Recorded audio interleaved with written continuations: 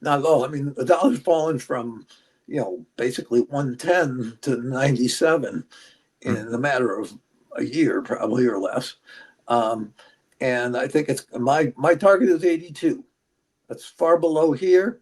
It'll happen in some pretty steep steps. So the first step down in the mid 90s, and then you consolidated here. I think the next step down takes you down through 90, and then the third step down to 82. So I'm not surprised at all. You have to go through consolidations when you have such a big decline. It then goes the other way for a little while.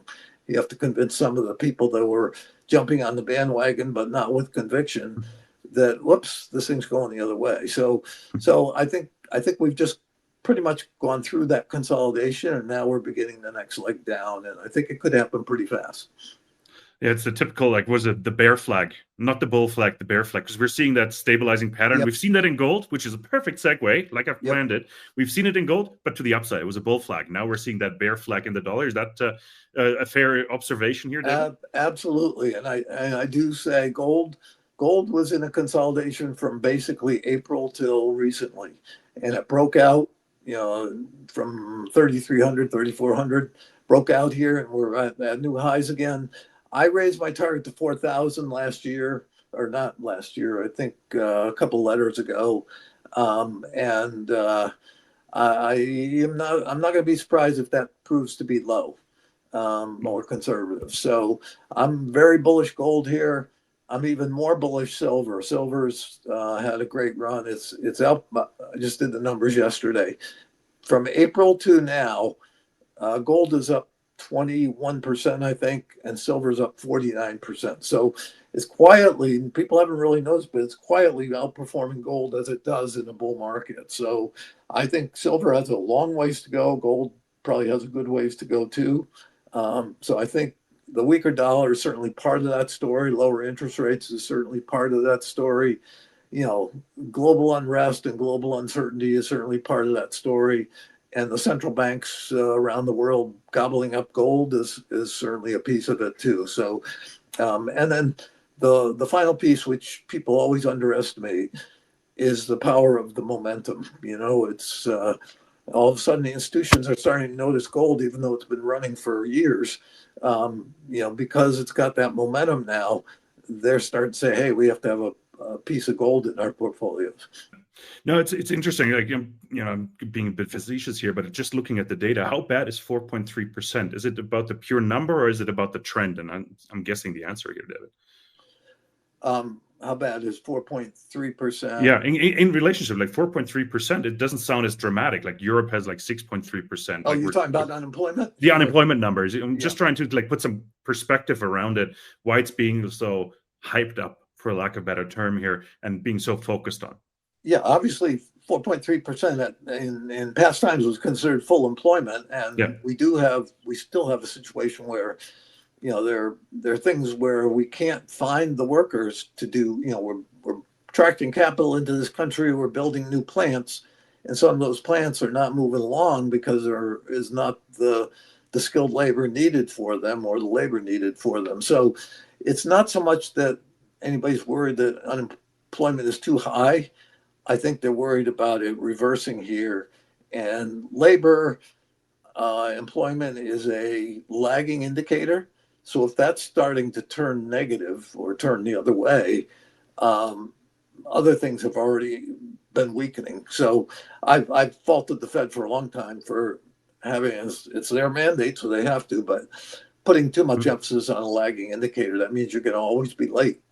And that's frankly what their MO is, that through cycle to cycle to cycle, they come in too late to tighten, they come in too late to ease, and we get bigger swings in both directions as a result.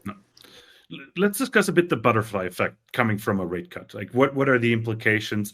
Maybe we'll start with the bond market, David. You've been calling for 2.5% at some point. You mentioned originally this summer, but things have been delayed. But things are trending down with the rate cut expectations, especially on the 10-year. But what are some of the implications for the bond market if the Fed starts to cut, maybe even have a jumbo cut here next week, 50 basis points? Yeah, I think the bond market has begun a big bull move. It has turned in the last I don't know, a couple months, since May, I think. And my expectation is that we will have sub 3, maybe 2.5% as we enter the bust. And when we go into the bust, which is next year sometime, we'll see rates drop all the way to zero. And I'm talking about the 10-year rate could fall to zero. And at the same time, you could have short rates in negative territory then. So, I'm not so worried about the interim rate. Is it going to be 3%? Is it going to be 2.5%? The point is that we're at, we're at 406, I think, today, and we're heading towards 3%. I think we'll be there this year, and maybe below. So, and then from there, keep trending down to zero. The reason I can say zero in the bust is because I think the Fed ultimately, since it waited so long and since we have so much leverage in the system, we're going to have a free-falling financial system, similar to 2008-9, except worse. And that means there's going to be so much money printed in response to that. I've said for a long time we could see as much as 20 trillion in new QE out of the Fed, and proportionally similar out of every central bank in the country. So, we're at 406 now. We were, at 470 several months ago, earlier this year. And if we're going to zero, that's a huge move in the bond market. And meanwhile, most of the street has been bearish bonds. So just like the stock market, the Wall Street has been basically looking the wrong direction, I think, in the market. And I think they are just now starting to recognize that if the Fed's starting to ease, we're getting on board the bond market. So it's not so much the quarter point cut, it's more the signal it sends that if the Fed's easing, we can feel more, better about buying bonds. And as I've said, the Fed controls the overnight money, the bank lending rate. They don't control long rates. They don't control the 10-year, which sets a lot of loan rates, mortgage rates.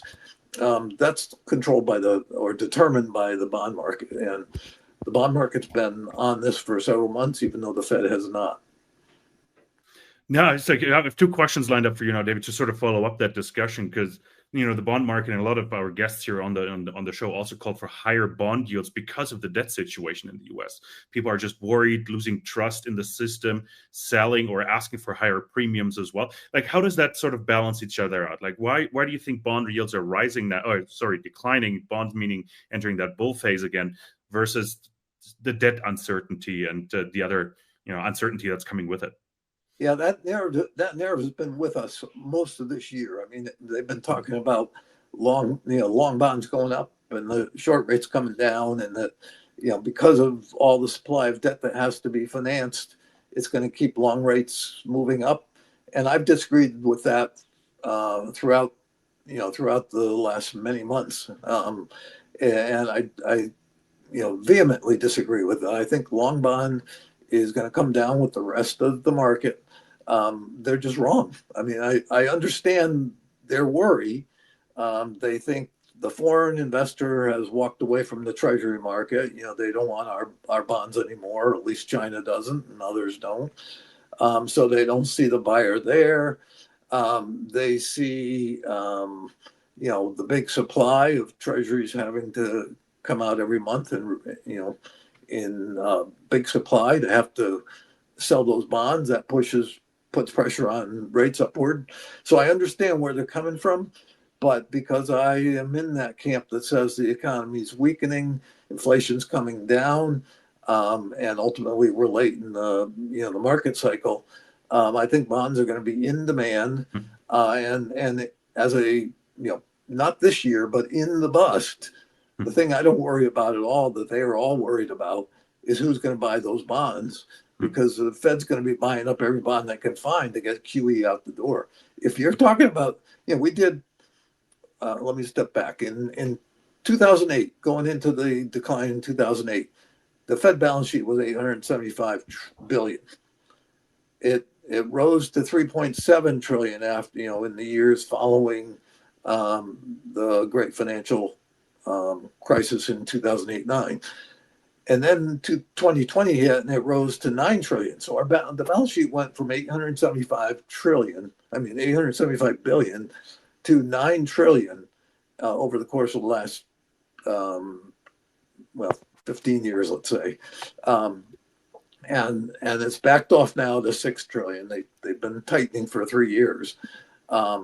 If we're going to 30 trillion, if we go up 20 some odd trillion to 30 trillion, that's beyond anybody's ability to comprehend. I mean, that's just the 5 trillion was beyond it, and now this could be 4 times that or more. And so, how do you create money? You create money by buying the Treasury bonds from the dealer banks, putting money in the system, right? So even if the Treasury is going to be, they can find. So I am not worried about who's going to buy the bonds. And I'm not worried about, as a result, I'm not worried about rates going up. Rates are going to be going down and going down big.